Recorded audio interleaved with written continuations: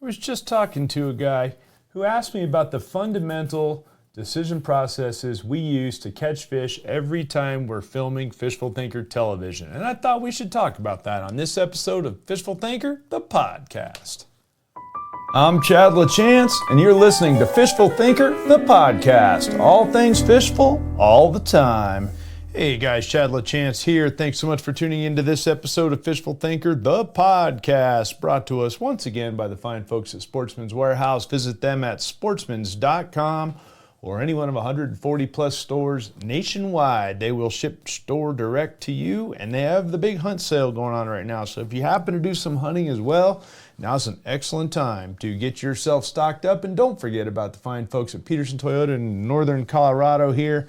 Those guys, big supporters of the outdoor industry, including all of our Tundras since 2007 and the rest of my cars and trucks as well. So, had a good conversation with a guy just a little bit ago, and it kind of sparked my idea for this podcast right here, because he was talking about the fact that he was filming a YouTube channel and he was having problems because they weren't consistently catching fish. And he went out each time with a plan of what he was going to do, and it wasn't working for him. They were spending a lot of time filming and not getting what they wanted. And he said it was similar to some other aspects in his life, and he was trying to figure out how it was that we stayed consistent. So, first of all, one of my biggest points of pride is that we, as a TV show, have been consistent over the years. We've filmed somewhere around 375 episodes, 374. I should know this, but somewhere right in that range over the last 29 seasons. We started filming in 2008,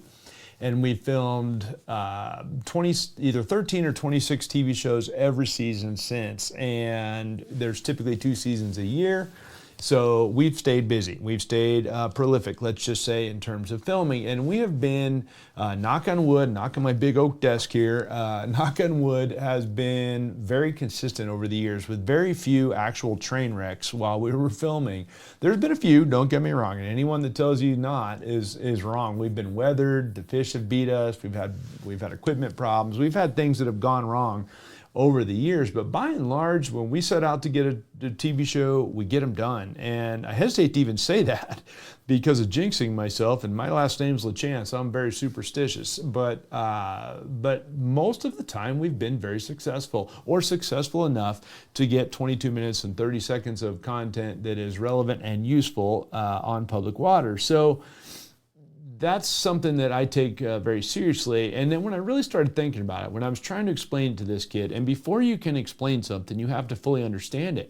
So I kind of had to step back from his answer and really think about it, and then lean on what principles we have used to make sure that when we put the boat in the water, or we go walk a river somewhere, or we go visit whatever body of water, or get in somebody else's boat, whatever the case might be, to make sure we stay consistent. And if you haven't watched Fishful Thinker television, first of all, please do. I would appreciate it very much. There's a lot of full episodes on our YouTube channel at Fishful Thinker. Of course, they air on Altitude Sports Entertainment and World Fishing Network. We are 5 different shows a week on World Fishing Network. So if you get either one of those channels on your cable TV, please check them out, or where they stream. But at any rate, we do everything from stuff in my big 21-foot Ranger bass boat, all the way to, drifting rivers in rubber boats and hard boats, to flying off to Alaska, Texas, or Florida to film in some of those places, to long road trips to the Ozarks or the Dakotas or Minnesota. We film on all sorts of rivers on foot, and we've done pond shows and high altitude trout shows on the side of mountains somewhere where we had to hike in for miles with our camera gear. We do fly fishing, we've done trolling, we've done ice fishing, you name it. We've done it all in the last 17 years of filming, and it's been a blessing. But when I think about it, there's some key things that always seem to come out that make us very, very consistent, and I thought I'd run through some of those here in the hopes that they'll help you. I also want to point out this: we almost never have been to the body of water that we film. I would say of those, let's say for easy math, let's say we've done 350 episodes total. I know it's more than that, but let's just call it that.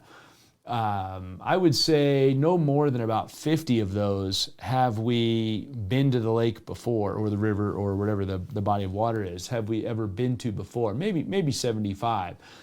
what that means is at least 300 of them we have not been to, and that's a key step.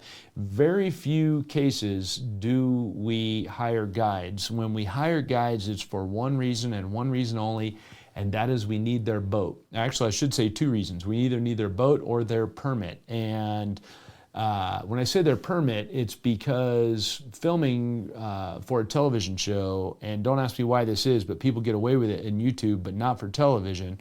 Even though YouTube makes money these days, we require permits in most cases to film, a filming permit. And a lot of times guides have that built in, where they have a use permit of some sort that allows them to film marketing materials, and so we will film TV shows and plug their guide service. So there's been that access issue. That's been particularly on federal property, and then also the boat themselves. That's a common one. We need the boat, and it always helps to have the guide. Don't get me wrong. As a guide that's been a guide for 20 years, it always helps. But sometimes we get better content if we don't have a guide, and I just have to figure it out, or me and some other show guest have to figure it out. So the overwhelming majority of the time, I have to figure it out, or the camera guy, Tim Farnsworth, and myself have to figure it out together and go from there. And so that's important. The other thing that's important to keep in mind is that we don't fish private water. There's been like 4 shows ever that we filmed on private water. We filmed one on out at Tom Key's Fish Farms for a kids event. Doesn't count. I didn't even fish. We were filming a kids event, which was on a private lake, and we wanted to teach people to help get their kids started in fishing. A couple others. One time we filmed on a river that was fixing to be decimated, basically, and we wanted to bring public awareness to the river, and they wouldn't give us a permit because of what they were trying to do. I'm not going to mention who they were because I still have to work with them, but a adjoining landowner who had private structure to that river let us fish it, and we filmed and disclosed the issue there. There's been 1 or 2 others over time. Otherwise, everything has been filmed on public water for 17 years. So that's another thing that's important. We don't go to private water where it's easy pickings for us. Another thing I'll throw out there is we pretty much always film on weekdays rather than weekends. And the reason is simply crowding. It has nothing to do with anything else other than you tend to draw attention when you show up in a big fancy boat with a camera guy, and potentially my Tundra's there all logoed up, and I may have a shirt on that's all logoed up, as the case might be, depending on what we're doing, and you just draw attention, and it just is distracting when you're trying to film. And also, some of the places are busy, so we don't film on weekends. We try to film everything during the week. We've probably done another 50 shows on weekends when they were unavoidable, or we were in places where it didn't matter, not enough people there to matter. But mostly we film on weekdays. So that's another thing to keep in mind that will help you out, certainly, if you're going to visit a body of water, to visit it on weekdays if you can. But other than that, those are really the only limitations. I don't ice film anymore or ice fish at all anymore, simply because I don't enjoy ice fishing, and I'm not any good at it because I don't enjoy it, and therefore there's no point in me trying to help other people ice fish when I'm no good at it in the first place. So I'm humble about that, and that, hey, it's not for me, doesn't have to be for everybody. I have full respect for people that do like to ice fish. Knock yourself out. I would even, be interested in learning more about ice fishing if I enjoyed it, but I just don't. So that's why we don't film ice anymore, but we have in the past. And I've probably ice fished, 15 times total my whole life. But anyway, so that's kind of the only limitation, but there are some key things within those parameters that we look at every time we set out to film. And the first one of those is this: I don't read fishing reports. I talk about that a lot. It's something I'm very passionate about, because the more fishing reports that you read, the more they will affect your decision process, which would be fine if those fishing reports were actual factual data, but they're not, because they're based on somebody's skill set and toolbox, and your skill set and toolbox might be totally different, and therefore catching somebody else's fish is not a good strategy. Second of all, the morning bite and the afternoon bite might be totally different, and therefore the fishing report from a guy in the afternoon, even if it's current, might not affect the next morning at all. So you got to keep that in mind. So I don't read fishing reports at all. I read condition reports. So I'm not going to beat on this too much because I've talked about it a lot. But I want to know, is the water level moving up or down? Is the temperature trending up or down? What's the weather been for the last few days? Have there been any fall turnover type things where the water temperature is turning over? Big technical term there, I'll spare you the details, but I want to know about that. I want to know algae blooms, things that are abstract, that are really to do with the fishery, and that aren't really debatable whether the angler fished well or not. And excuse me, as I've pointed out in the past, you send a fishing tournament out, it's 100 guys fishing the same time, same rules. One guy will catch them really good and win. 20 guys won't catch squat, and they'll end up dead last. Everybody in the middle will be who knows where. And so the reports from each of those are totally different, even though they were on the same body of water under the same rules at the same time. So that's why I don't read fishing reports. But again, I read conditions reports, and I keep them in mind as soon as we get to whatever body of water it is when I'm making my initial decision. So that's a big thing. Look at conditions, not fishing reports. Second of all, when I get there, if at all possible, I will try to pair whatever species it is with the conditions I have in front of me. So in other words, if I've got a lake and it's got 5 species in it, let's say, that are sport fish species, I don't go there with a preconceived notion that I'm going to fish for walleyes, or I don't go there with a preconceived notion that I'm going to fish for bass or whatever. I go there with the preconceived notion that I want to catch fish, and whatever the conditions best suit as far as species goes, that's where I'll fish or what I'll fish for. And I am not of the opinion that you can fish for everything and just hope to catch some fish. The old Indian proverb that I like, or Indian saying, when you chase many rabbits, you catch none. Well, that's about how I feel about it. So I will pick a species and target him specifically. Having said that, I will still use multi-species lures, if at all possible, to target that one fish. So really targeting the fish is more about where they are than anything else. It's not necessarily about what they will bite, because I use bass lures to catch trout, trout lures to catch bass, and pike lures to catch snook, and all of the above. I mix and match. For me, it's just a fishing lure. It's not a specific species, and it fits a set of conditions I have directly in front of me. That's how I look at it. And obviously some of it plays to the species. I'm not going to throw, a big giant lipless crankbait for crappies, even though I know a crappie will happily eat a little lipless crankbait, but I'll try to tailor them within reason to the species, but still staying as multi-species as I can. It's kind of like playing darts. If slop is allowed, then throw bullseyes, because you'll slop into some stuff. So if I use multi-species lures, even if I'm targeting bullseyes, so to speak, other species will bite my lures and potentially put me in the ballpark for catching them as well, and maybe clue me into what's going on. So I will pick whatever species the conditions fit the best and go from there. So, if I've got perfect conditions for walleyes, then I'll target them and save the other days for bass, or vice versa. So that's a key thing for me, is to fish what I feel like the conditions best suit, rather than going there saying, hey, I'm going to fish for walleye, and at the end of the day I haven't caught any walleye and I go home. Well, we're filming, camera guy gets paid, I got travel expenses, that's how it goes. So if I get there, and even if we've been thinking walleye because that's what the lake may be known for, well, maybe it's lesser known for some other species like the panfish or yellow perch or whatever, I will fish for them if the conditions don't suit walleyes. And to that end, my boat or my tackle box that I'm carrying is always equipped for whatever we might encounter at that particular body of water. So obviously, if you're going to say at a trout stream, you don't particularly have that luxury, right? You've got trout in there, and that's what you got to fish for, and that's fine. But if I have multiple species, I'm going to fish for the ones that the conditions best suit. And along those same lines, even if the conditions catch me off guard and I'm surprised, whatever fish starts biting first, let's say I'm walleye fishing and I start catching smallmouth, that's a common thing that happens. Well, maybe I'll change up just slightly and focus a little bit more on those smallmouth, because they're what's biting right then. And I'm of the belief that if you fish for what's biting, you catch the most fish.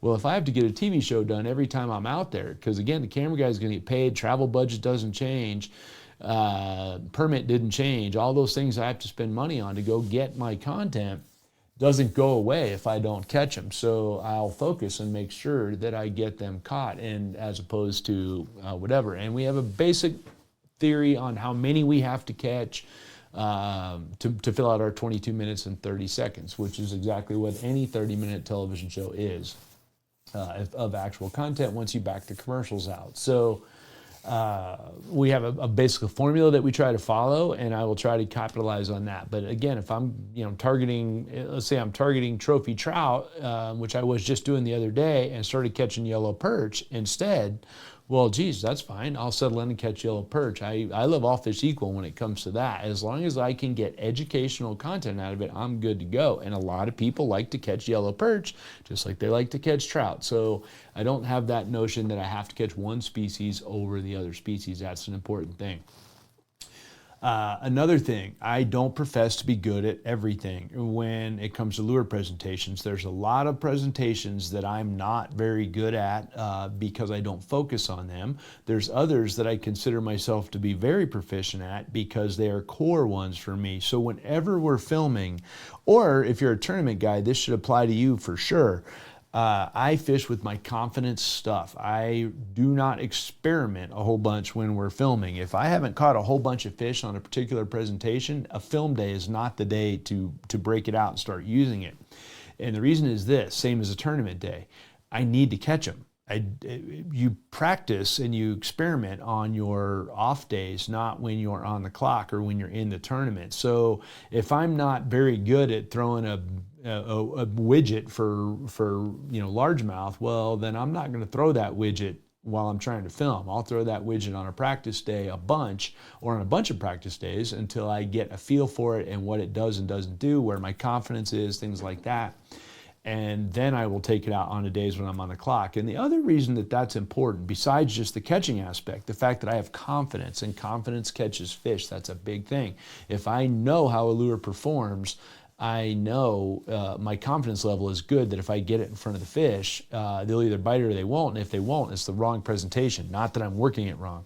So the other part of that, besides the confidence, is the fact that I need to be able to teach it. And that's kind of what I started this podcast with. Before you can teach something, you have to fully understand it, and you have to think it all the way through, and I have to understand it, and then I can teach you the nuances of it, you the viewer. That is why, or another reason why, I only use my confidence stuff, because I have, and my confidence stuff has grown tremendously as I've aged, of what I'm confident in, I should say. And so it allows me to communicate better to you how I can use that lure, or should use that lure, or whatever the case might be, how to apply it to the conditions, whatever that might be. So that's been a key thing as well, is to fish my confidence baits no matter what. And if none of my confidence stuff works, which usually you can tell by watching the TV show, because I got a whole bunch of rods on the deck, then I'll start maybe looking around at something fundamental from there. But normally I'm going to keep expanding on my confidence baits and push the issue until I get them caught that way. So that's something that's important for us for sure. Another thing that we do very commonly to make sure we get our fish caught is we don't leave fish to find fish, and that's a big one. And I see a lot of people do it. You're sitting on a point somewhere, you've been catching, whatever fish all last hour straight, it's going well, now they don't bite. Well, before I leave them, I will rotate through a whole bunch of stuff and make sure they're not biting, as opposed to they just quit biting what I was throwing. So if I've been catching them really good on a finesse jig, well, maybe I'll switch to a drop shot. And if that doesn't work, maybe I'll switch to, who knows what, a big jig of some kind. Who knows? Depends on what the scenario is. But I will switch up until I'm sure that those fish are either spooked and put off altogether, or that they've moved on, which is often the case with trout or white bass wipers, where they just moved. And your graph will tell you that if you're on a graph. If you've got a graph and you're in a boat, your graph will help you out with that. But if you're on the bank somewhere, same thing. Let's say they're biting really good and then they slow up. I'm gonna mix up a bunch of stuff before I leave them to go find other fish, because you never know what's gonna happen when you go looking for other fish. Maybe the whole lake shut down and you just wasted time running around looking for fish that won't bite anywhere else either. Maybe you're going to get to your next spot. Maybe you even have a laundry list of spots you're going to run. You get to your next spot, there's boats sitting on it. So you can't fish it. You just never know what'll happen if you leave fish.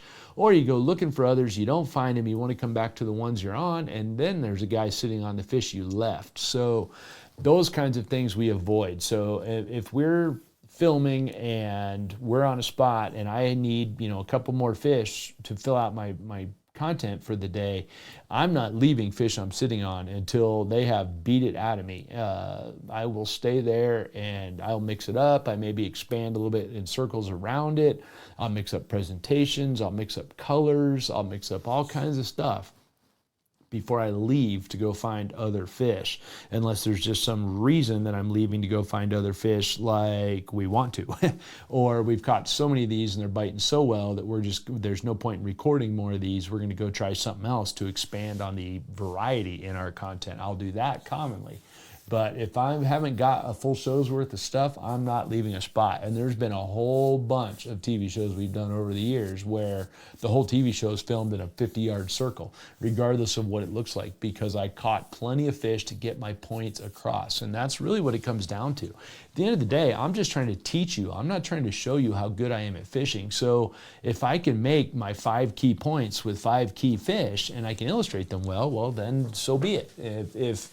If I need to, maybe I'm making a more diverse point. I need to find fish in different spots to show something off. Like, for instance, we did a crankbait show not long ago, and I wanted to do the different kinds of crankbaits. Well, I needed different spots for that to show off. I can't throw a deep diver on a shallow flat where I'm throwing a lipless crankbait, right? So I've got to go find a deeper spot that is appropriate for that bait. So in a scenario like that, yeah, I'll move around, but otherwise not so much. And that is even the same in a trout stream. Like, I'll take a particular run, I'll start at the surface, work my way to the bottom in terms of the depth ranges of the baits that I'll throw. Then I'll go, maybe at the beginning I'm fishing it from the bottom of the pool.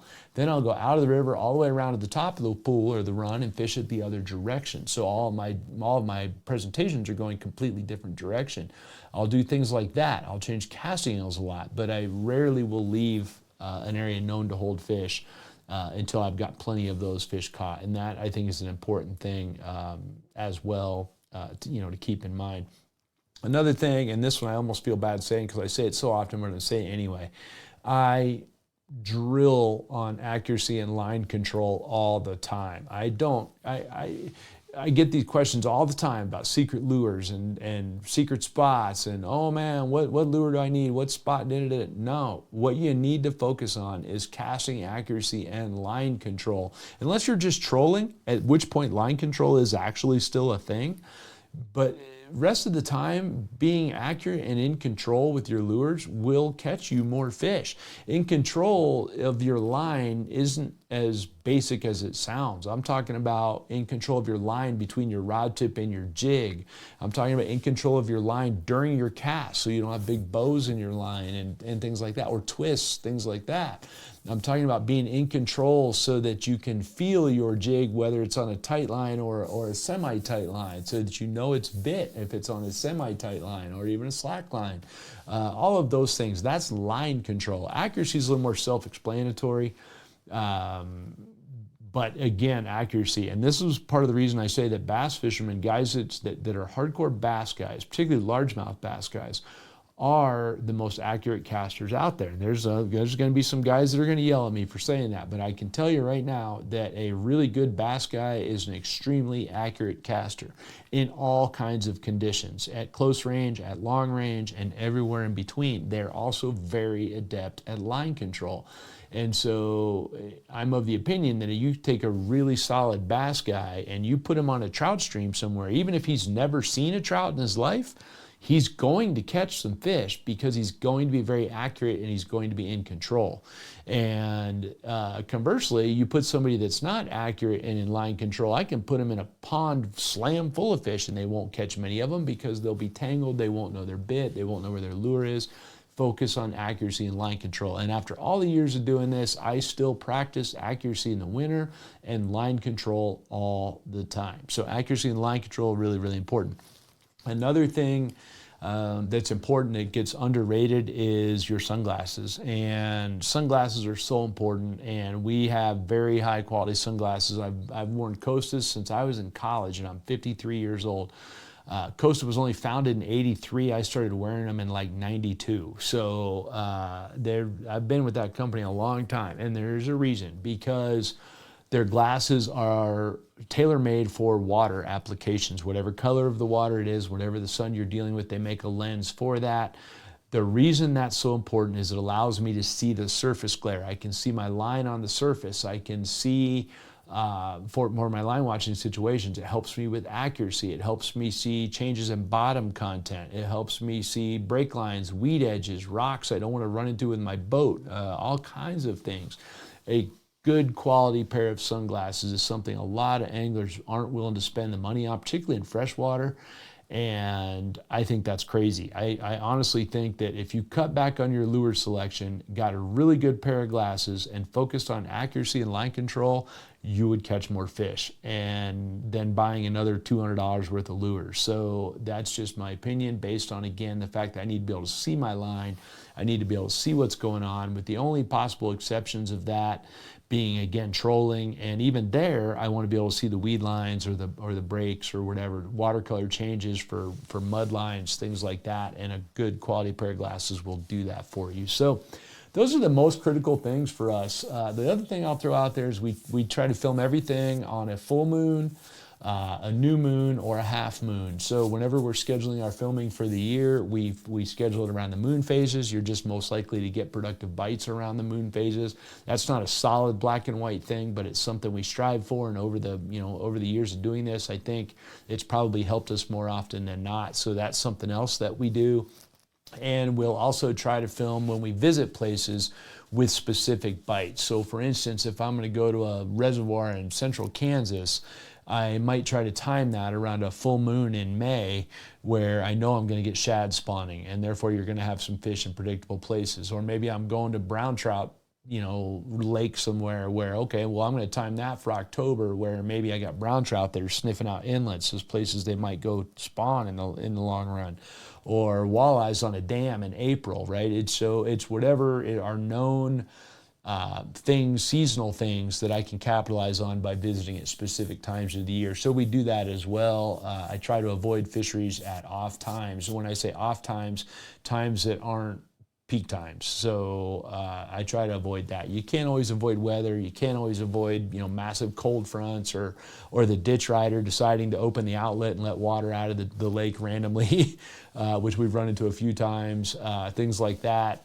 But you can put yourself in the best possible position outside of those variables like that. And like I said, there's maybe been a half dozen times where we weren't able to catch the fish we needed to catch. And that's definitely a point of pride of mine and Camera Guy Tim. So hopefully that'll help some of you guys think it through a little bit and staying more consistent yourself. I realize you may not be out there fishing a TV show or fishing for a TV show or YouTube channel, but I'd be willing to bet you want to catch them every time you go out. So some of those things I just talked to you or just mentioned I think will help. The other thing is just generally fishing with an open mind. How you caught them yesterday is great, and keep that in the back of your mind all the time, but focus on what each day gives you and you'll catch more fish. So if you want to join the conversation at Facebook, Instagram, TikTok, or YouTube, that's at Fishful Thinker. For all of those, please subscribe while you're there. I'd appreciate that very much. Also, check us out on Altitude Sports and Entertainment. Again, we're airing 5 days a week on World Fishing Network and Altitude Sports and Entertainment. We're 3 days a week there. And I'll also throw out that our season 29 starts airing in January coming up here. We're in final production of that right now, and we'll start turning those into TV, and we'll have all new stuff starting to air again pretty quick. So thanks for listening. This has been Fishful Thinker, the podcast.